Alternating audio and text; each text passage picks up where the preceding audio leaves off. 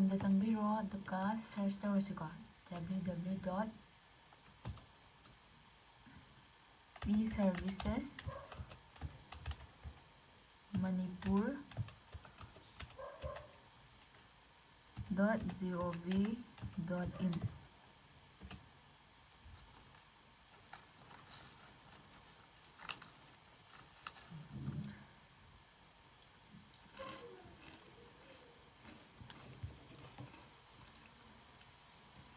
desktop तदी समाय थोलकनी अदुगा phone ददी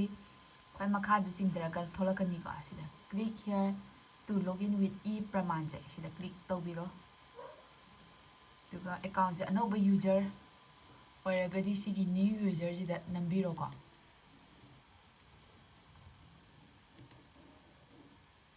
user अनौब मा हांगदोनी को सिदा फोन नंबर हापिरो जनरेट ओटीपी मा लाआनी को अदुगा मम्मी नंबीरो select gender day of birth हापीरो अदुदुगा पर्सनल मेसेज अमहेता सिन मेसेज अमहेता मेसेज एनी टाइप अम तौबिरो को सोमना यूजर नेम पासवर्ड सिनि जिदि काउबा याद्रे को मथंग हापक कांदा को सिदा लाकदोइनेबा अदुगा कंफर्म पासवर्ड तौरगा साइन अप तौबिरो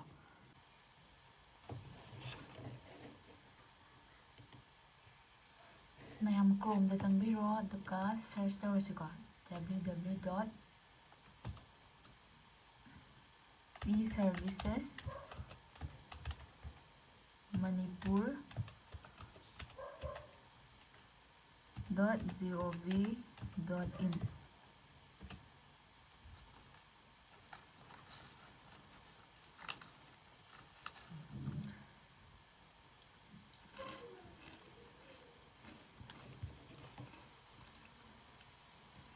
डेस्कटॉप तदी समाय थोलकनी अदुगा फोन ददी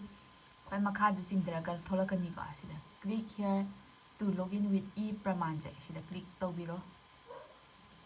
अदुगा अकाउंट जे अनौब यूजर ओइरगदी सिगी न्यू यूजर जिदा नंबिरो को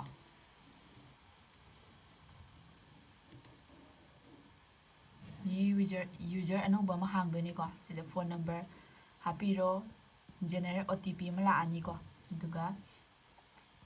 मम्मी नंबीरो select gender day of birth हापीरो अदुदुगा पर्सनल मेसेज अमहेता सिन मेसेज अमहेता मेसेज एनी टाइप अम तौबिरो को सोमना यूजर नेम पासवर्ड सिनि जिदि काउबा याद्रे को मथंग हापक कांदा को सिदा लाकदोइनेबा अदुगा कंफर्म पासवर्ड तौरगा साइन अप तौबिरो सिना न्यू यूजर गिनी को अदु आइगिदि हानागी लेरबनिना बैक ओइना चटलगे आइदी समाइना लेइबको अदुना ओके तो हानागी ngसाई यूजर दुगा पासवर्ड दुगा नंबीरो दुगा सिदा टिक तौबिरो दुगा साइन इन तौरजी को नौना सेमबगे नौना सेमबीरो दुगा साइन इन तौरसे समाय थोलकनी को कंटिन्यू तौबिरो दुगा अनौबा एप्लीकेशन अनौबा तांथोकपगिदी सिदा न्यू एप्लीकेशन जे नंबीरो सिदा लोई लेरे को तांथोकनिबा पोतो अदो रेवेन्यू डिपार्टमेंट चंगसे अकाइदि डोमिसाइल तांथोकतोइनेबको चंगकांदिदा permanent residential certificate domicile income OBC ST SC लोई लेरेको सिदा अपामबद अप्लाई तौदोइने आइगिदि डोमिसाइल ओइ तौजरगे सिदा अप्लाई नम्मे समाय थौलानी सी डिटेल्स मैम से मेनदोइनेबा आई हान हाइजरगे सैल्यूटेशन जे सिदा सोमसे स्टूडेंट मसा कैंडिडेट से नुपारा नुपीरा सिदा लोई खनबीरनी को मिस डॉक्टर मिस्टर सिदगी अपामम खनबीरनी दुगा थागदबा मीदुगी ममिंग जे खनबीरनी बसिदा सिदा ममिंग दो खलनी पेरेंट्स के फादर मदर युम पानबो होयगना हस्बैंड अदुदुगी ममिंग मखादा सिदा इबीरनी आधार नंबर से मैम को गाँव लेबनी को अहमद गाँव को आधार नंबर से एप्लीकांट की आधार ओइदनी को पेरेंट्स की नते को पेरेंट्स की ओनली सिगी फादर नेम से सी खतनी को अतैदी कैंडिडेट मसादगी ओइदनी को जेंडर नंबीरो मेल फीमेल ट्रांसजेंडर लेरे डिस्ट्रिक्ट लेरे सर्कल लेरे सर्कल दि हापत्रगजु याय सिगी एस्टेरिक नंबर रेड की जे सी यावबगैदी लोई मेनगदोइनेबा अतैदी लोई मेनद्रसु यारे सी लेरे मोबाइल नंबर लोइना मेंशन तौबा यारे पिन कोड लोइना हापिरो मखा सुम चिंगदबिरो को permanent address लेरे district लेरे सोंगी district तो मेंबीरो दुग मखाई गिजिगे मथक की permanent address सिगा मानब्रा हंगिनी को सी मानरगदी अदुम सिदा टिक तौबिरो अदुदुगा समाइना आनी को epic number सी याउद्रसु याय सी कांथोकपिरमो कांथोकपसे सिगिसे हाना ममांगदा is domicile earlier issued to applicant mamang da lograba logribra lorogana lore logragana no kaisu kaite ko sigide aduduga sise type of domicile certificate by birth by resident by birth haragadi yumda leribo ko residence har yum palakba mida gumba sijanai ko sisina purpose of domicile certificate tanto ise kai maram gino job apply tawnabra scholarship kira kari gino aduduma mention to biramo ko de over hapsen biro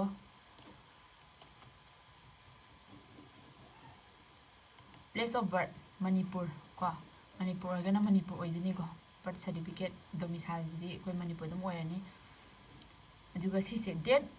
the date and year from which applicant is residing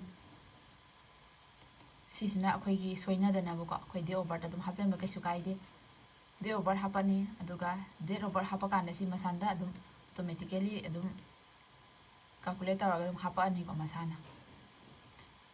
give details by which you claim yourself to a domicile of Manipur si kanto asi sile document attach tawdoiba document to sida leireba number 1 aham bagi se voter ID of applicant of parents voter ID parents ki voter ID amaita father mother amaita yai ko adubama hapiro scan tar hapkadoini ko any identity proof akhoi si je soina dana ba akhoi gi student masadugi aadhar card oina hapiro ko si se atopasu kaisu kaide adu mayam aadhar ji loi painai dana ko sima hapiro ahum subai ji up to date jama bandi or pata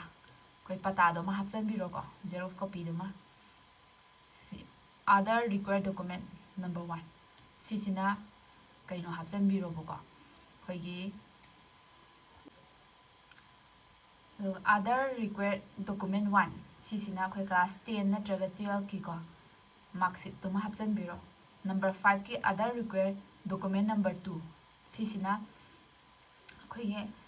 hingon pata gi khasna thi gi be receipt to up to the receipt 2026 pok ki oi tare ko hanta 2026 oi benina adu receipt to ma hapchan biro number 6 si de haptraga su yare passport size photograph khoi passport size photo ma hapchan biro hari basigi details kaise file type se cpdf jpeg jpg gif png si lo yai ko up to 200 kb buki makhada leigadabane bu ko sidi adum akhoi google da semba yarani ko si file ji tawraga si gi ai video ma thaga jarake aduduga sida khandoine ba select document aham bagi khalage voter id of applicant sida add to the hapani aduga akhoina save tawye poche kadai da save tawge phone do regana phone da gi thiraga ne add adum tawsan biro ko add taro matung da sida details tholakani ba mathang loina mathang da parents mathang da any identity proof of the applicant si haba kan sida add tawsan biro sida dum makha tholani ko amai tawdana si gi document ge loina update tawbiro aduga amutanga recheck tawbiramu ko soiba jinga ambaje tamga ngamba natabanina thajin graba madung da soiba sidi semtokpagi chance to ilaite buko aduna recheck amtanga tawbiro spelling phone da tawbse am soigan mani ko macha ga oibani na ko adom dang phajana recheck tawbiro aduga sida click tawbiro aduga sida submit tawbiro submit tawdragana save han tawraga han details lo yengi su yai ko do submit tawsan biro submit tawba kan da thogla ani ko ai gi si amta mendri bani na tholaktre thola aba matungda angi songi application number am pira ani ba ngagi yengsi ko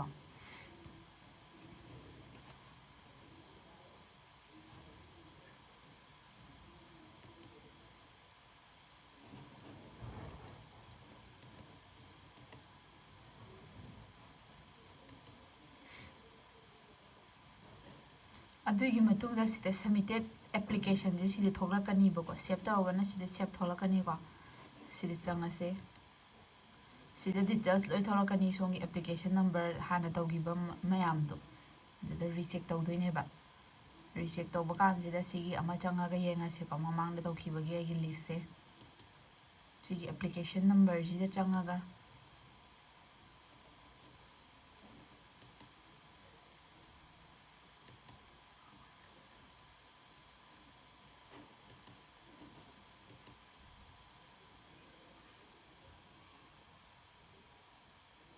ꯃꯇꯝ ꯀꯩꯁꯨ ꯌꯥꯝ ꯆꯪꯗꯕꯅꯦ 3 days ꯁꯨꯃꯥꯏꯅ ꯆꯪꯉꯦꯀꯣ ꯑꯦꯄ꯭ꯔꯨቭ date 5ꯇ ꯊꯥꯖꯤꯟꯈꯤꯕꯁꯦ ꯉꯁꯤ date 7ꯗ ꯑꯦꯄ꯭ꯔꯨቭ ꯇꯧꯔꯛꯑꯦꯀꯣ approve ꯇꯧꯔꯛꯑꯦ download ꯇꯧꯔꯛꯑꯦꯀꯣ ꯗꯥꯎꯟꯂꯣꯗꯁꯦ ꯀꯪꯅ ꯁꯦꯞ ꯇꯧꯔ ꯌꯥꯔꯦ ꯇꯥꯟꯊꯣꯛꯄ ꯌꯥꯏ DTP ꯁꯦꯟꯇꯔ ꯑꯣꯔ ꯑꯦꯅꯤꯗ ꯆꯠꯇꯕꯤꯗ ꯏꯁꯥꯅ ꯇꯧꯖꯔꯒꯗꯤ ꯏꯁꯥꯅꯁꯨ ꯁꯣꯏꯖꯗꯦꯗꯅ ꯃꯤꯉꯣꯟꯗ ꯁꯤꯟꯅꯕꯕꯨꯗꯤ ꯑꯗꯨꯃꯥꯏꯅ ꯇꯧꯔ ꯇꯥꯟꯊꯣꯛꯄꯤꯌꯨ ꯃꯌꯥꯝ ꯇꯥꯟꯊꯣꯛꯅꯤꯡꯕ ꯂꯩꯔꯒꯁꯨ ꯑꯩꯉꯣꯟꯗ ꯑꯗꯨꯝ ꯍꯥꯏꯕꯤꯔꯛꯑꯣ ꯑꯩ ꯑꯗꯨꯝ ꯇꯥꯟꯊꯣꯛꯆꯔꯛꯀꯦ